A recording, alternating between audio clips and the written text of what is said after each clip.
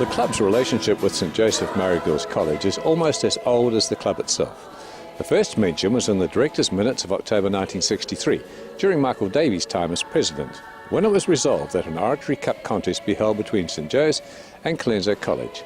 But this contest was discontinued the following year. In 1964, club member Eric Mason presented a cup, now known as the Mason Cup, for an oratory competition to be contested among girls of the college. The competing girls attended a club meeting, and at the conclusion, members voted for the winner. While it is long past that club members vote on the winner, the senior girls oratory winner presents her speech to the club and receives the Mason Cup from the president. And that always happens on the annual visit between the club and the school.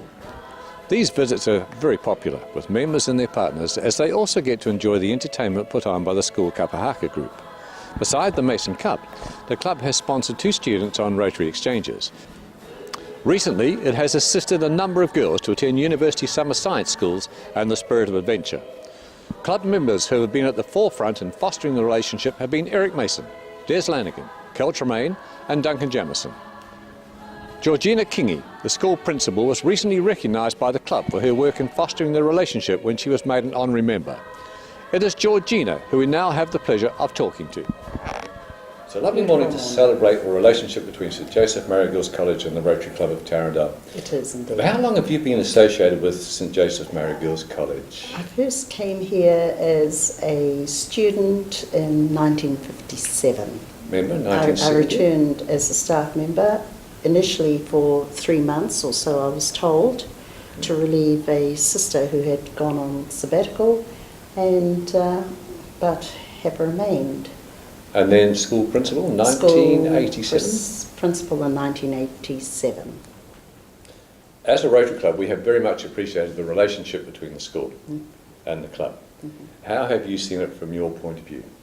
We value our relationship, and I remind our whānau whānau and our parents of this every year at prize giving, and particularly their sponsorship and their support for the school with the summer science schools, as well as with the public speaking cups. The Mason Cup, the Eric Mason Cup. So in a similar vein, Georgina, the Mason Cup it must have its benefits too, or spin-offs. You were mentioning before about the esteem and confidence in girls. You know, we've got the summer schools and where our girls have gone to from there, but this isn't to detract from what the Mason Cup and public speaking also has done to the girls, have done for our girls in a wider field actually. It's those things like confidence, self-esteem, the ability to get up and speak on topics. And Laura Hond, I don't know if the club members are aware, she went on, I think she's doing her masters, but she is the wife of Te Ururua Flavel, the MP for Waiariki. Nanette Wehi Peihana, she won in 1978. She is now a consultant. Rafia Pohe is on the staff at St Joseph's. Hinenui Tipoki Lawson went into Māori media, but now she's happily married with 2 children. Again, Marara Paku, who is a beautician around the corner.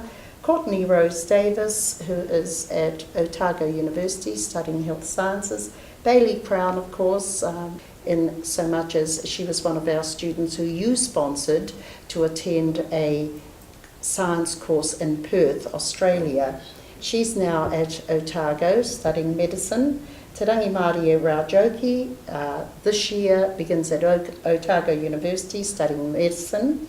Te Rangi Māori Raujoki, of course, was quite successful in the Ngā Manu Kōrero Māori speaking competitions. And Kataraina Fayers also is now at AUT, Auckland. Maureen, what is she studying? She's studying health sciences. Health sciences as well. Yes. The other experiences that our girls get from going to Rotary. You know, we're predominantly boarding here, but when we come down to your place, you know, the girls just mix in with the men. It gives them the opportunity to also move into those circles amongst Pākehā. And of course, you know, perhaps next year we'll revive the visit to the college. Alternate years, Rotary used to come here. Perhaps next year we must revive that. So I'm suggesting that perhaps we could do something during the 3rd term And the girls Good absolutely, education. they love it. Yes, they do. And they're so relaxed, which goes against the trend, you know.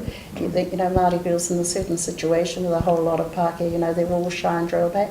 But you have the ability at that club to sort of draw them in and, Well, our singing improves every time after they come too. Quite nice. Acknowledge our fellow Rotarians here and our guests. Tēnā koutou katoa. Georgina,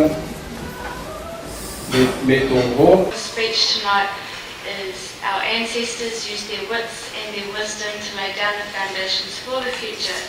And I'm not going to use the mic because I walk around, so thank you, hope you like it.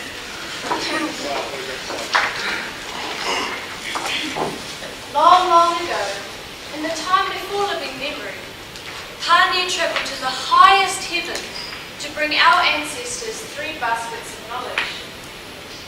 These 3 baskets contained all that was needed for human survival. The first contained knowledge of the human senses. The second contained knowledge of how and why our universe functions. And the third contained knowledge that lay beyond space and time.